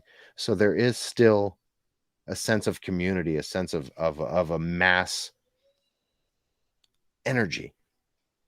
So are we really dead? No, we're not. We're just not. That's interesting. It's a little too heavy for a podcast, maybe, but that's It's not. I mean, but I mean, but it's like you asked the question. You know what I mean in the beginning. So it's just like to be able to give it, to be able to speak on it more in depth is just, I think, is extremely appropriate. So yeah, and like that to me, like that's what all of this is really about. Like, yes, it's music. Yes, artists. Yes, we're getting into some heavier things. But at the end of the day, I've had atheists speak about, their fear of the fact that there is no God, or there is no afterlife, there is no this, that, or the other thing. So I think all of us, in truth, are existentially terrified by the fact that there may or may not be a big benevolent bearded man in the sky who cares whether we live or die. Do I wish that were true, that Jesus was there waiting for me? Yes, of course. It's a beautiful story. It's a beautiful human being. I have a tattoo of Jesus on me. Like that's the thing. That's what we wish we could all be. Whether he existed or not, none of us know. There's no way of knowing. But if we were all to aspire to that ideal of what a Jesus or a Buddha or a Krishna or an Allah was, to be that benevolent, to be that all loving, if we all aspired to that as an example, the world would be in such better shape. So then religion is rendered almost meaningless by the idea of the figureheads of said religions, because if you aspire to be that, then you already won. Yeah. I got way too heavy. I'm sorry. No, fucking hell, man. I'm like trying to process it all. I want to be thinking. I would rather be thinking about these things and having conversations about them than yeah, it's cool to talk about the record or whatever, but what is it? What is it that you're feeling, or what is it? What are your fears? Why does the record sound the way that it does? Is because of all these things. And your record actually inspires a lot of this thought in me too, because it's not just a song about like my girlfriend left me, my wife cheated on me, this happened, that happened. It's like this is a record that is essentially about life or death. It's life or death. Yeah. And I wanted to capture it also in the moments. I also did the record. I started it to be able to be like, well, this is where I'm at. Let's bring truth to the sound, right? Yeah. So it was just documenting phases, which made the record sound so. It's weird talking about the record, I guess, sometimes, but it's in my hopes to be able to be like, this is real. Yeah. Here's some real shit. Like, and you get what I'm saying? Oh, it's austere. Yes, absolutely. Because it's a document. It's a real document of a real thing that happened to you. It's not, the Magical Mystery Tour or Yellow Submarine. It's not like It's not whimsy. It's Right. it's it's an actual document, and that's important. It's important for people who experience, like true travelers experience something and pay that forward, allow that to be absorbed by other people, not to keep it so, play it so close to the chest, like, okay, here it is, here's what happened, here's who I am. And to put a very beautiful artistic bow around it is all the better. That's why we have Absolutely. that's why we have music like that out here, you know. And to be able to my whole thing was always like creating sounds of heaven. Like what I'm so, I wasn't always like, someone that was believing in God, but I grew up believing in God and then got lost along the way. But it was Yep. always my idea to create something was always based on, ethereal, and how I relate it to God and heaven, angels, and all that other stuff. It sounds cliche, but it's like I strive for it, but I wasn't living it. And now Yeah. I'm living it, and I feel like I'm able to achieve that in stereo. And to me that's such a beautiful thing, because now I'm living that truth.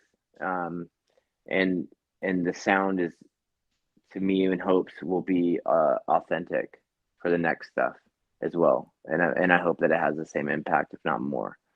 Now, I mean, people are going to be like, how do you get more? I mean, it's evolution. What, you know what I mean? Yeah. So It's so that's almost like, to me, that renders it like modern ethereal gospel music. new gaze. Yeah. New gaze, but it does, it has that element of Fuck proselytizing the yeah. ethereal, you know. I would love it if I could be put in a gospel category. A new What? God, like that's kind of dope. I never actually have heard Yeah, about that.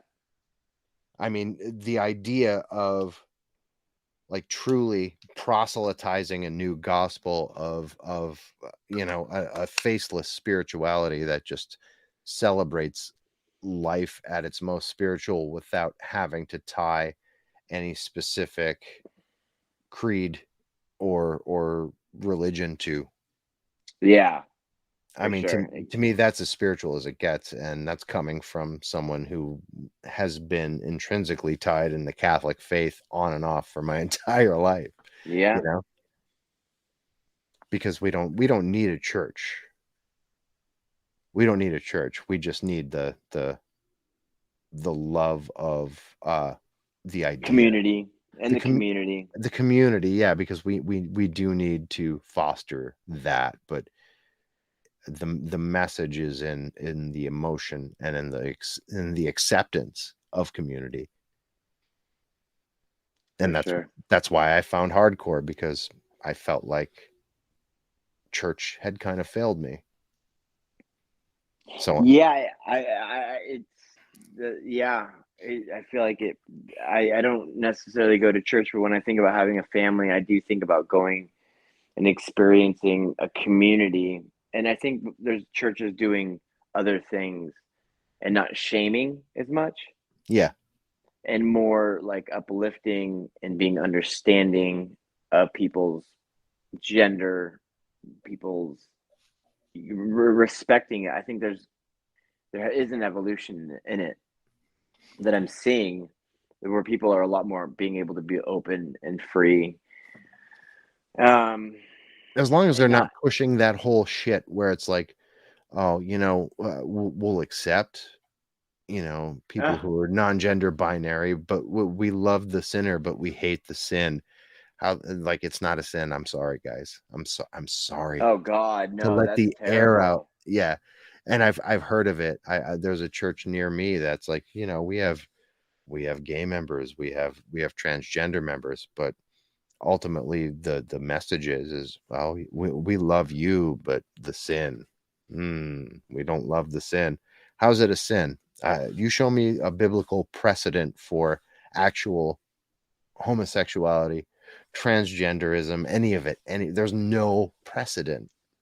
There's only one precedent for any of it, and that's because people were raping each other and stuff, and Sodom and Gomorrah. And that's not because of the homosexual aspects of it. It's because of the force, you know? Yeah. But then again, it's like such a funny thing because Jesus was basically killed due to, witchcraft. You know what I'm saying? It's like Yep. what the fuck?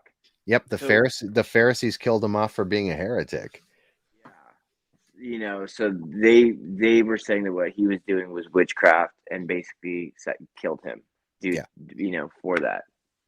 So it's definitely an interesting concept. That's why I mean, to speak on it, I can't because it's like I don't want to, especially on a podcast. But I just don't. To live in the gray area rather than the black and white. It's not as black and white. It's so gray. Question it always. Seek truth. Seek. That's just the way we kind of have to go through life, right? Is we just gotta kind of live in the gray and do our best. I don't know. People are saying, but well, you seek the spiritual, not necessarily in constructs, creeds, or something as didactic as the tomes of such spiritualities like the Bible, the Torah, any of the above stated books that correlate with faith. The true spirituality of the human soul is something like this: communication, reciprocity, and allowing one another to kind of explore and find a place where we meet. And once you find that, that's the awakening. That's the that's the open playing field for what can truly be spiritual, and that is the conflagration of two human spirits finding a place where they meet, and there's a reciprocity, and from there it opens right up. Yes, and I totally agree. And from man to earth, though, and the way we treat the environment is also it. Yep. If you know what I'm saying, it's like without it's like I know so many hypocrites that even I don't know, they just I don't know, I can't I just can't with certain people. But it's definitely on how we treat the earth as well. Not saying you got to go hug the tree, but God forbid, man, like please don't litter or set shit on fire. I don't know. I'm just so over it, and I'm really careful with that. Like that's another reason I'm grateful I don't smoke, because when I would smoke, I noticed that like you flick your cigarette, right? Yep. And that goes right into the ocean, and it's just terrible. And especially like where you live and where I live currently as well, everything's like the earth Where is are you? Where are you again? I'm in northern Pennsylvania. Oh, cool. And the droughts are real, and we did kind of fuck Mother Earth into submission. Everything's warming up. This past month has been the hottest it's ever been on record for my state. And next year it'll be the hottest it was again. And yes, because climate change, we've forced it. It's happening. It's real. And if we don't stop eating meat at the rate we do, if we don't stop using fossil fuels at the way we do, if we don't start to live in conjunction and communion with the organism, which is the planet Earth that birthed us, it's going to slough us off one way or another. Yeah, absolutely. Shake us off like the fleas that we are. But I think in all of this devastation we're talking about and all this negativity that's obviously happening around us, there's so much hope to be had too. And a great part of that hope is the art that is made through the suffering. And in turn, what you've made is very celebratory, although it does express a lot of solitude, a lot of pain, a lot of loss, a lot of loss of control. It's very beautiful, and that's kind of the point, right? Yeah, it is the point. I don't want, as selfish as that may sound, It's not selfish. I don't want to come across as like somebody that's selfish, but that's in what's in your DNA is what was given to you from God, what was given you from the, it's just, that's what we're supposed to do. Yep. We are just messengers, man. I'm just a messenger. I don't write songs. I channel. We all do. We channel whatever vibration is being fed to us, for sure. And you kind of, you summed it. I mean, you really said it. You said it so well. I'm sitting here like, I don't know what to say to that, but you said it so well. That was good. I saw how you you turned it all and then you brought it right back into that's what makes you good, man. That's what, thank you. That's what separates you from the rookies, Thank you. Yeah, man. It's fucking awesome. So if you were to leave everyone who was the fly on the wall, the listener, if you were to sum all of this up, this album, this conversation, the trajectory you are currently on, if you were to sum it all up in just like a very short summation, short statement, what would you tell everyone about all of this, about your music, about Vali S.C, all of it? You got to connect, man. You got to connect. There's just, to be disconnected is just such a disservice to yourself and to the art. You have to connect, and that's just the only way that, maybe that's the reason why people feel it, is because I was connected, and at the time, and regardless of what state I was in, I was just connecting, and I can't stress it enough, but just to connect. Is that okay? No, that's beautiful, actually. Yeah, because if you're disconnected and you're just making shit, then how do you expect the kid to listen to it, and feel what you're feeling? It's just important to connect. That's very loving and very truthful, and I think that's a great place for us to wind it out. Yeah, man. It was an honor. It was an honor for you to be on here. I am so in love with what you do, and truthfully, like, we have a very close circle of friends that, like, our orbits, it was inevitable for us to have fallen into one another's orbit, because as you, like, Toby and Nicole, they're like blood to me. John Christie, I talk to every day. I love that fucking guy. Like, everyone that I'm kind of like sharing a space with, you're sharing a space with. So it's Tim. I'm glad that we found one another, and the next time we talk, it's going to be you, John, and I, and we're going to probably be a little less heavy and a little more silly, and I can't wait to experience that sphere with you as well. Honestly, I'm really looking forward to that, man. We have to do that. We will. I'm gonna text John when we get off, and text that dude right now. Yeah, and we'll set it up, and it'll be great. Cool, man. All right, brother. It was an honor. It was an honor. Thank you so much. It was an honor as well, and man, we're gonna do it again. It's gonna be great. Perfect. All right, brother. Take care. I'll see you soon. Bye. Bye-bye. And so it goes, folks. Here we have the conclusion of what is to be part 1 with Kenny, Aaron, Elkin. Our next go-around will include Mr. John Christie of Catholic School. Kenny and I really, we went there.